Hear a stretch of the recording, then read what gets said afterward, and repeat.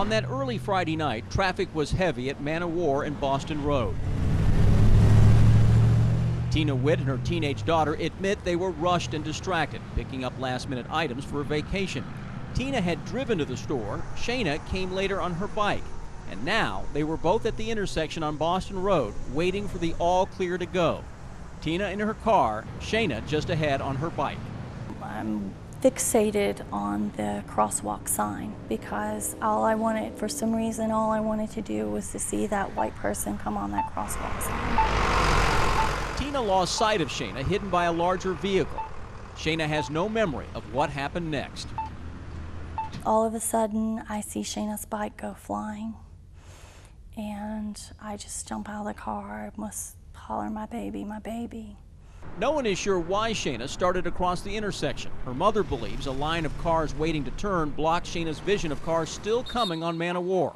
And she believes the driver of the car that broadsided Shayna never saw her. Just remember the blood coming out of her mouth, and her eyes were rolled back up in her head, and immediately her eyes had started to swell. The violent collision fractured Shayna's skull and facial bones, broke her right leg in 3 places, and caused her brain to begin swelling. But I certainly think while she was laying there fighting for her life, I thought, dang, I wish I would have made her wear her helmet, because if the helmet would have taken just some of the impact. We'll never know how much difference this would have made, a bike helmet. Shayna wasn't wearing one. She'd grown up on a bike. She was riding by the time she was 2, and she wore a helmet till about the age of 11. That's when she would leave home and then quickly take the helmet off and hide it in the bushes. I decided that I didn't need to wear a helmet, that I looked stupid wearing a helmet. For a few weeks, they didn't know if Shayna would survive. I think that God obviously had other plans for me, or I wouldn't be where I am now. 3 months after the accident, Shayna stood without a walker representing the sophomore class at Lafayette High School's homecoming. A victory. You know, we've always been very active. But she still had weeks of intense therapy ahead, relearning how to walk, talk, and interact with people.